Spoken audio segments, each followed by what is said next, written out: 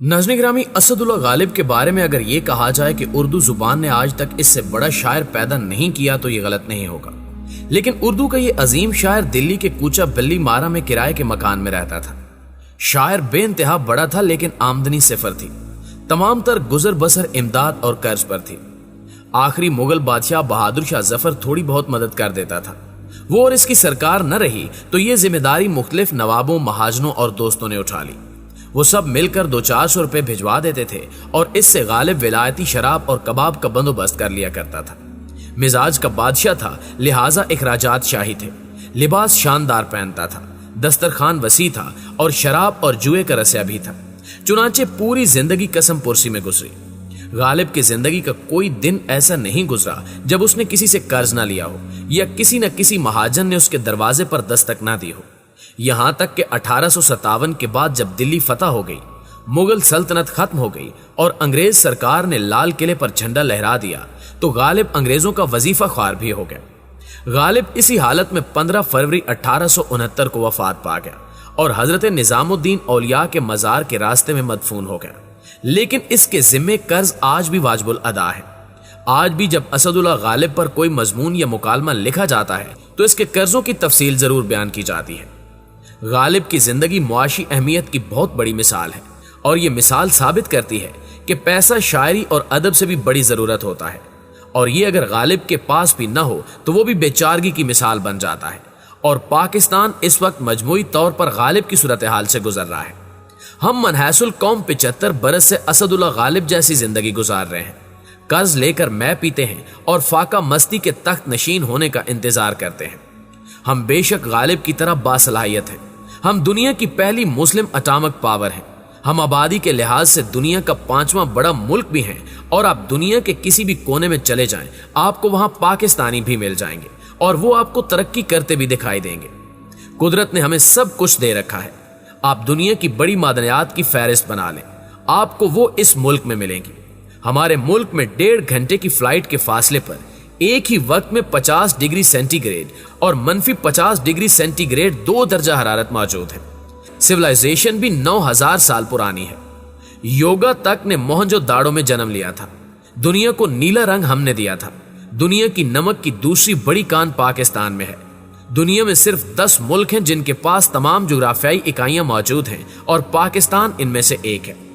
ये मुल्क हर किस्म के हादसे में भी सरवाइव कर जाता है और मुल्क का हर शख्स इससे मोहब्बत भी करता है।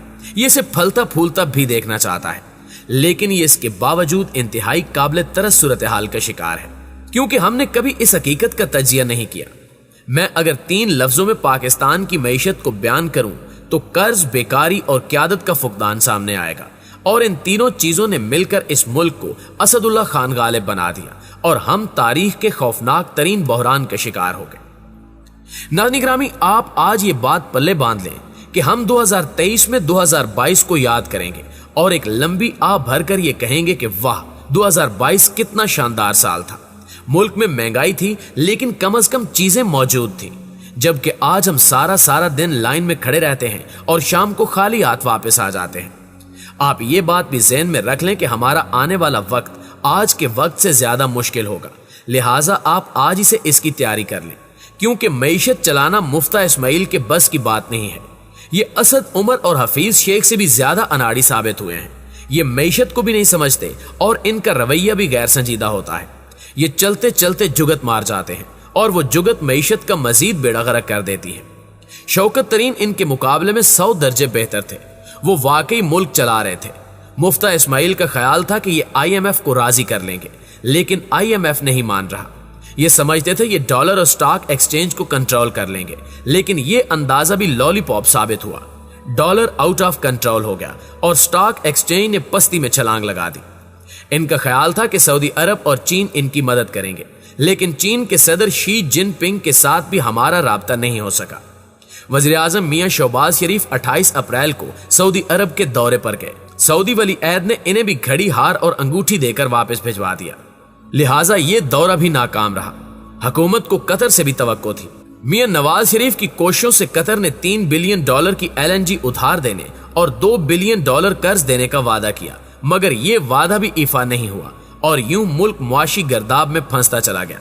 चुनाचे दुनिया में अगर फौरी तौर पर पेट्रोल सस्ता नहीं होता, पाकिस्तान के IMF के साथ मुज़ाकरात कामयाब नहीं होते और अगर चीन, कतर और सऊदी अरब हमारी मदद नहीं करते तो हुकूमत 2 महीनों में नया बजट पेश करने पर मजबूर हो जाएगी और पेट्रोल 300 रुपए लीटर, डॉलर 250 रुपए और स्टॉक एक्सचेंज 20,000 पॉइंट्स पर आ जाएगी और वजीर खजाना भी तब्दील हो जाएगा और महंगाई का सुनामी भी आ जाएगा और हुकूमत इससे निकलने के लिए बिजनेसमैनों, सनतकारों और सरमायाकारों को मजीद टाइट भी कर देगी। ये पहले ही तंग है, ये काम छोड़ देंगे और यूं महंगाई के बाद बेरोजगारी का अजदहा भी गलियों में आ जाएगा। मैं आपको डरा नहीं रहा, मैं आपको सिर्फ आने वाले दिनों के बारे में मुतला कर रहा हूं। प्यारे साथियों, हम इस सूरत हाल से कैसे निकल सकते हैं, ये सवाल अब बहुत अहम होता जा रहा है। आप सरेदस्त हुकूमत को साइड पर रखें और अपनी अपनी जिंदगियों को इनफिरादी सतह पर रीशेप करना शुरू कर दें। पहली बात ये याद रखें कि मईशत बचत और गुजारे का नाम नहीं होता, ये आमदनी यानी अर्निंग का नाम है। लिहाजा आप फौरी तौर पर बचत के मोड से निकलकर कमाई के फेज में आ जाएं। आपके खानदान के कम से कम आधे अफराद को कमाना चाहिए। आपके बच्चे अगर तालीम हासिल कर रहे हैं या छोटे हैं तो भी इन्हें कमाना चाहिए। ये फालतू वक्त में कोई ना कोई स्किल सीखें और चंद हजार रुपए ही सही लेकिन कुछ ना कुछ जरूर कमाएं। आप खुद भी वक्त जाया करने की बजाय अपनी आमदनी में इजाफे का बंदोबस्त करें। दूसरा, आप बिला वजह सरमायाकारी बंद कर दें।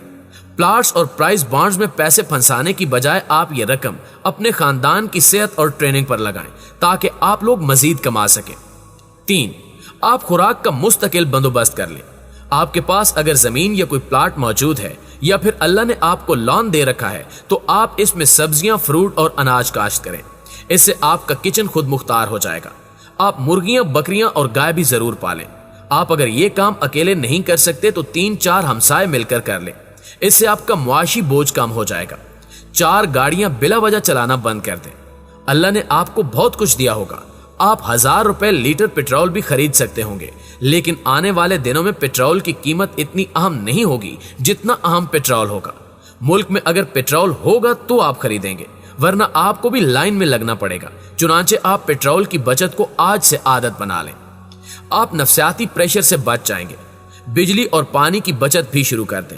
हम 20 साल पहले तक एसी के बगैर ठीक ठाक जिंदगी गुजार रहे थे, आज ऐसा क्यों मुमकिन नहीं है? बिजली की कीमत अनकरीब 40 रुपए यूनिट तक पहुंच जाएगी। आप उस वक्त एसी बंद करने पर मजबूर हो जाएंगे। आप आज से ये काम क्यों शुरू नहीं करते ताकि आपको कल ज्यादा तकलीफ ना हो? और 5, आप तवानाई और खुराक के मुतबादिल निजाम की तरफ जाएं। सोलर पैनल लगाएं, खुश्क ईंधन का बंदोबस्त करें, घरों की इंसुलेशन करा लें, दोपहर को घर में आराम करें ताकि गर्मी और सर्दी कम लगे, और आप दिन में 3 बार खाना पकाने की बजाय सिर्फ 1 बार पकाएं, और जब तक ये मुकम्मल खत्म नहीं हो जाता आप चूल्हा न जलाएं। मुल्क और आप दोनों मुआशी बहरान से निकल जाएंगे। नाज़रीन ग्रामी, हम सब बदकिस्मती से असदुल्ला गालिब जैसी जिंदगी गुजार रहे हैं। कर्ज की शराब पीकर अल्लाह से खुशहाली की दुआ करते हैं, असराफ से भरपूर जिंदगी गुजारते हैं और अमारत के ख्वाब देखते हैं। लिहाजा हमारे मसाइल बढ़ते चले जा रहे हैं। हम इन हालात में कैसे अच्छी और खुशहाल जिंदगी गुजार सकते हैं, जरा सोचिए और ये भी याद रखिए कि 2023 आज के 2022 से ज्यादा मुश्किल होगा और हम 2022 को याद कर करके रोएंगे।